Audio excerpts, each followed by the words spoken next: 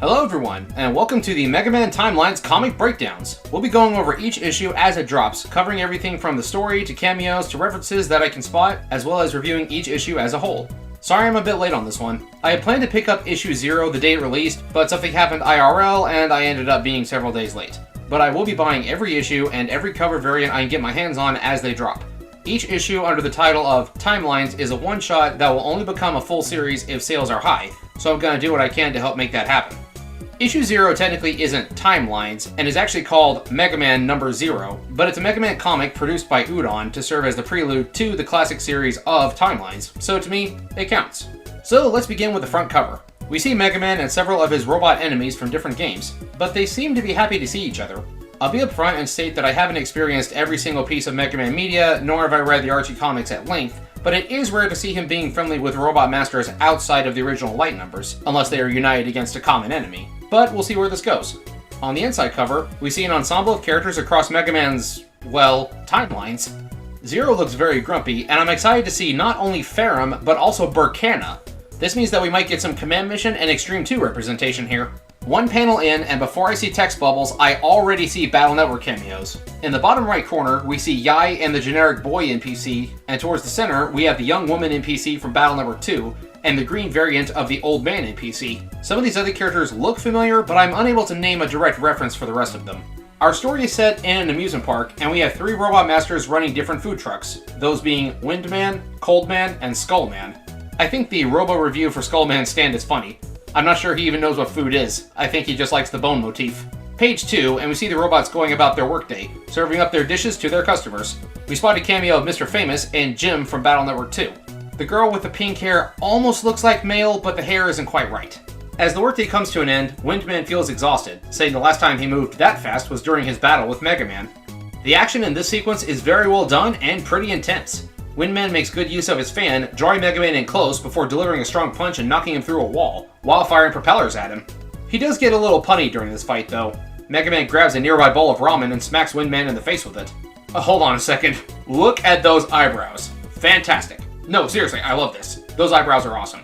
This distraction is enough for the Blue Bomber to switch to, I think it's supposed to be Centaur Flash? That's Windman's weakness in the boss chain, but the art makes it look more like Acid Burst from X3. The attack was apparently enough to end the fight as we transition back to present day. Windman has closed up shop and Skullman has set his kitchen on fire. Coldman then starts to reminisce about his fight with Rock as well. This one takes place at a zoo for some reason.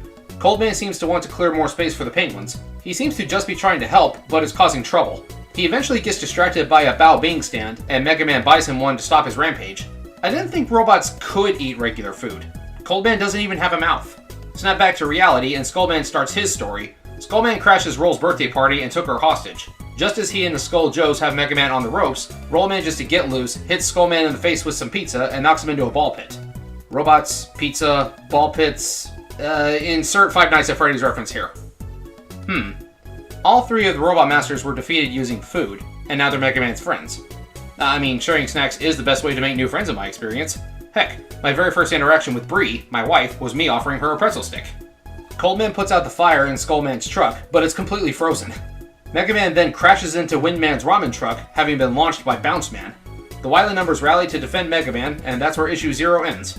Aside from a few strange-looking panels, I thought it was perfectly serviceable as a pilot to a future series. The rest of the pages in the book are just advertisements for other MegaMan works.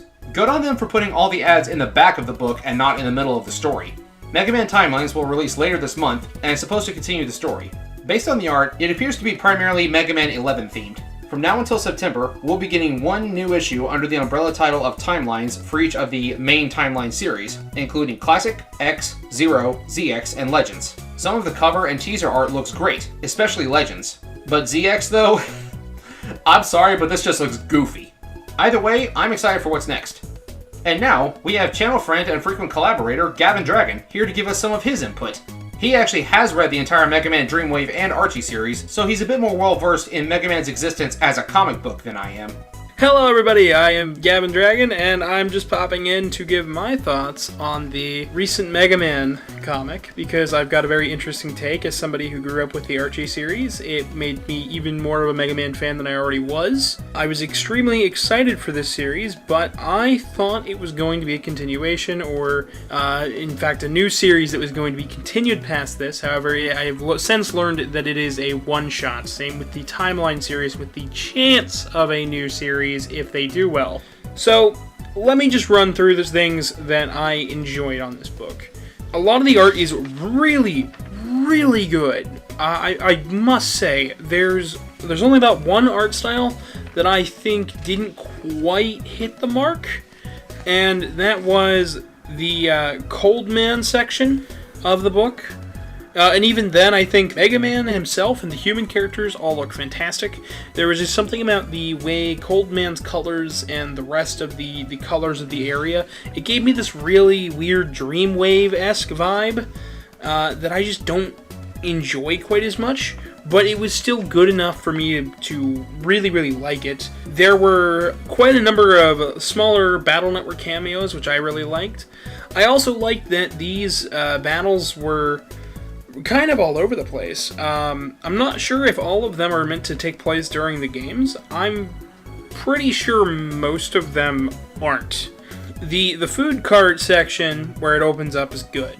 The Robot Master's characterizations are okay, but I don't think that them spouting as many puns as possible fits them.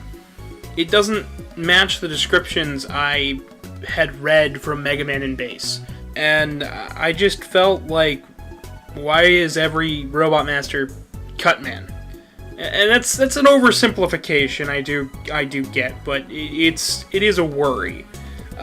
Jumping into the Windman fight, that was phenomenal.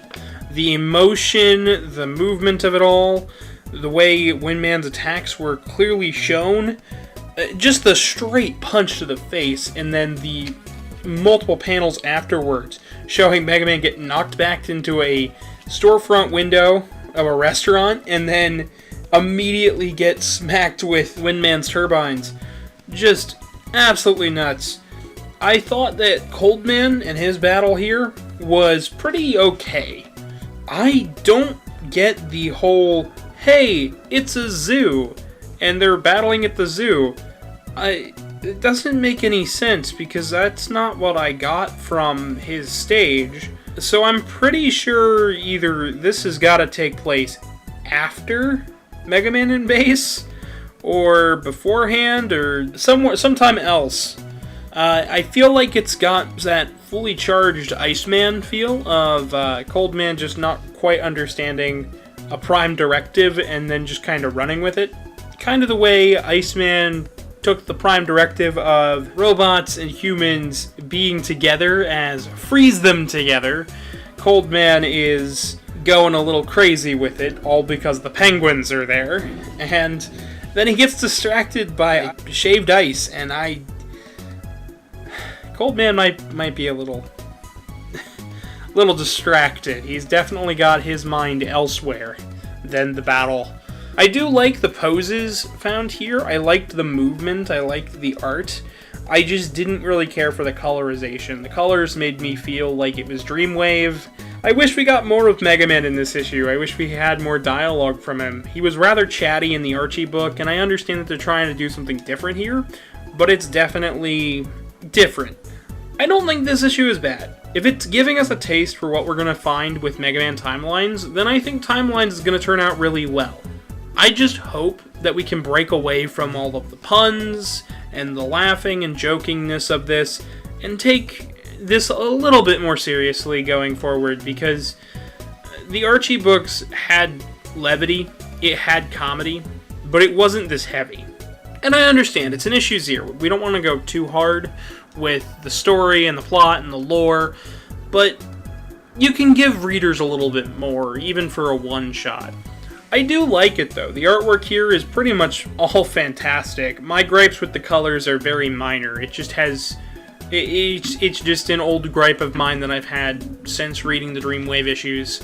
I honestly think this is somewhere in between. It's not quite up to the highest heights of Archie, but it's nowhere near the lows of the Dream Wave, and it's definitely far beyond some of the foreign comics that I've read.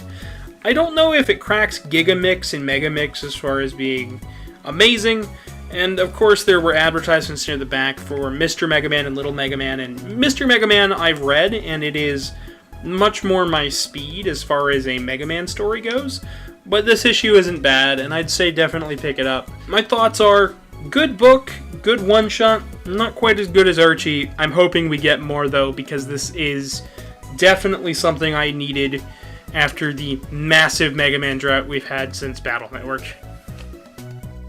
Well said, Gav. If you haven't subscribed to Gavin on YouTube or Twitch yet, you really should. His streams are always lively and very fun, and he's got some great videos on his channel. I'll link him in the description and at the end of the video. This has been Blade Cross EXE, part of Flagship Blades Productions, with MegaMan Udon Comics Issue 0. Thank you so much for watching, and we'll see you when Issue 1 of MegaMan Timelines drops. Peace out!